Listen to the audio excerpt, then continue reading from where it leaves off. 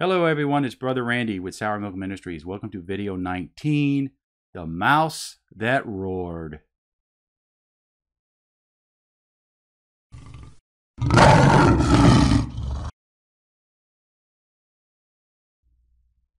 Now, of course, as indicated in the title, The Mouse That Roared is in reference to Galatians 4:10.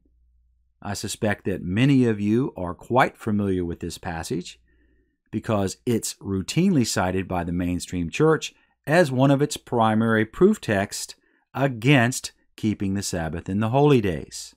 It's also the source for many a sermon in which the pastor stands up before the congregation and condemns Sabbath keepers as those who have fallen from grace and as those who are insulting the Spirit of grace, etc.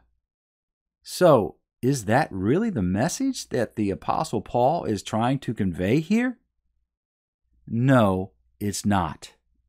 So let's just go ahead and read this passage from the New King James Version, and then we'll take it from there.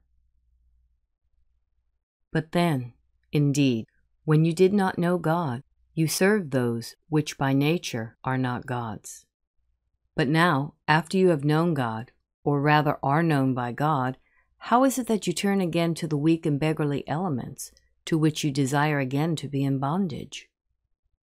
You observe days and months and seasons and years. I am afraid for you, lest I have labored for you in vain.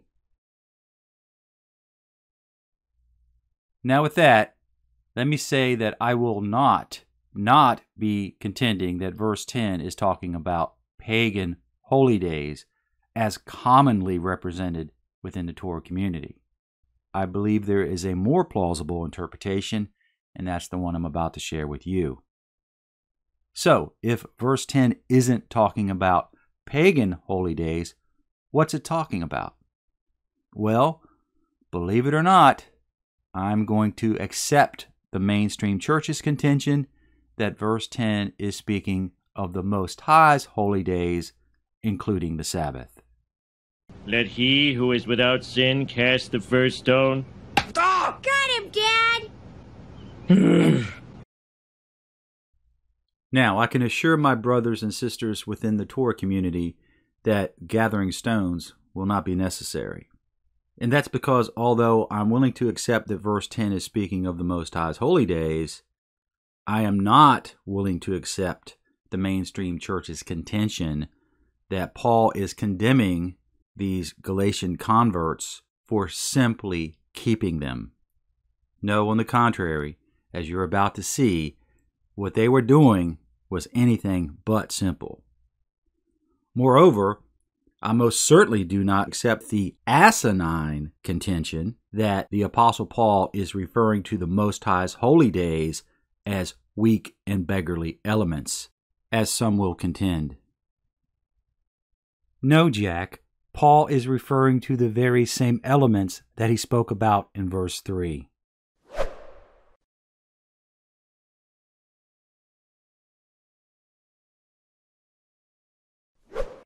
The elements of the world, worldly doctrines, the doctrines and commandments of men, such as paganism, which is what these Gentile converts came out of, and legalism, which is what they're being drawn into.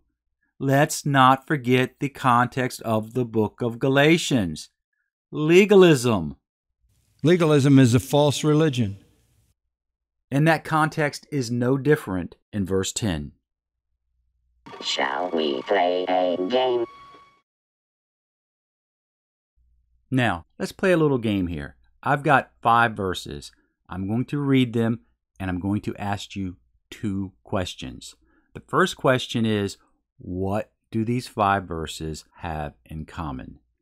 Mark chapter 3, verse 2, so they watched him closely, whether he would heal him on the Sabbath, so that they might accuse him. Luke chapter 6, verse 7, so the scribes and Pharisees watched him closely, whether he would heal on the Sabbath, that they might find an accusation against him. Luke chapter 14, verse 1, Now it happened, as he went into the house of one of the rulers of the Pharisees to eat bread on the Sabbath, that they watched him closely. Luke chapter 20, verse 20. So they watched him, and sent spies who pretended to be righteous, that they might seize on his words in order to deliver him to the power and the authority of the governor. Acts chapter 9, verse 24. But their plot became known to Saul, and they watched the gates day and night to kill him.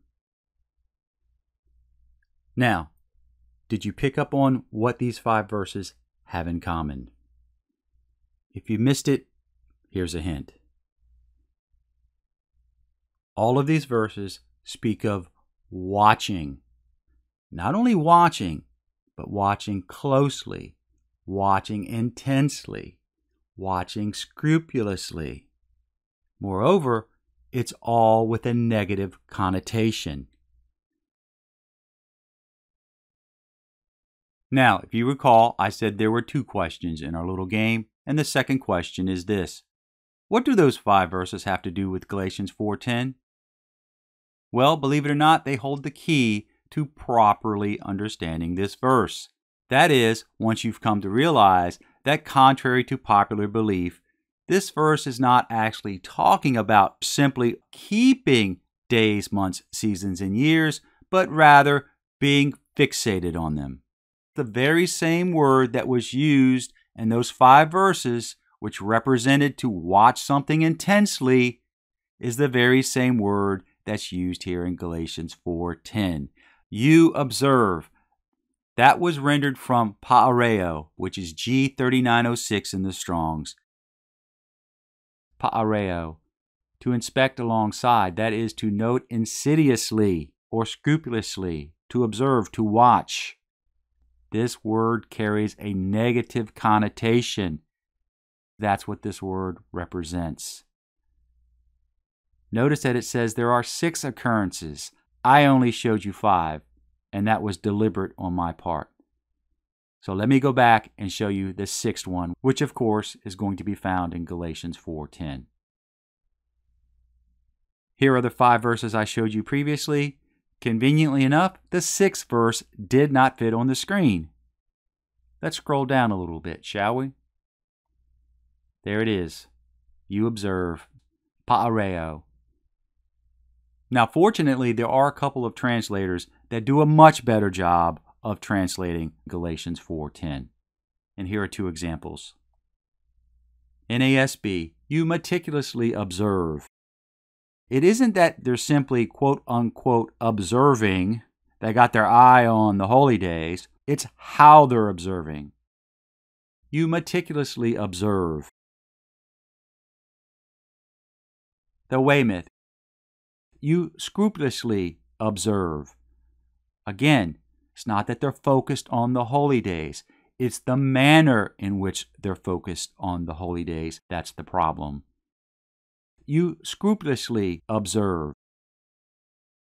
In fact, on that note, let's take a look at several comments from some commentators concerning Galatians 4:10. The Cambridge Bible, ye observe. The whole meaning of the verse depends on the sense attached to this word. It is compounded of a verb, which means to observe, and a preposition, which implies that either the purpose or the method of observation is bad. St. Paul is not condemning the observance of days and months and times and years, but their misobservance. Vincent's Word Studies, ye observe. The word denotes careful, scrupulous observance and intent watching, lest any of the prescribed seasons should be overlooked. A merely legal or ritual religion always develops such scrupulousness. A.T. Robinson. Paul does not object to these observances, for he kept them himself as a Jew. He objected to Gentiles taking to them as a means of salvation.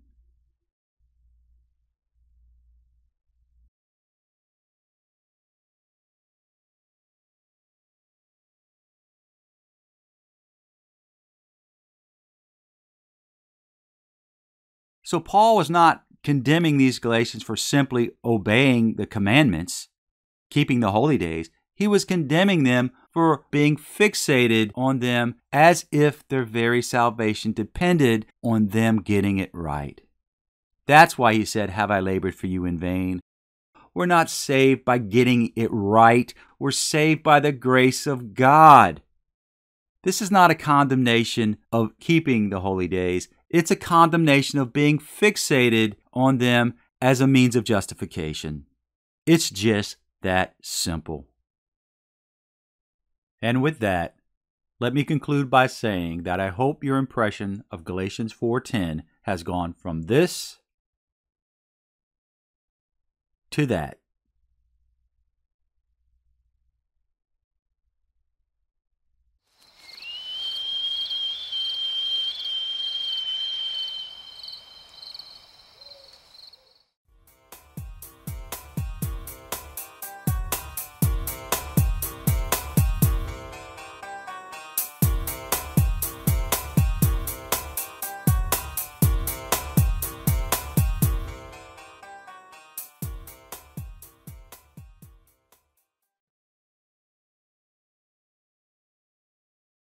A merely legal or ritual religion always develops such scrupulousness.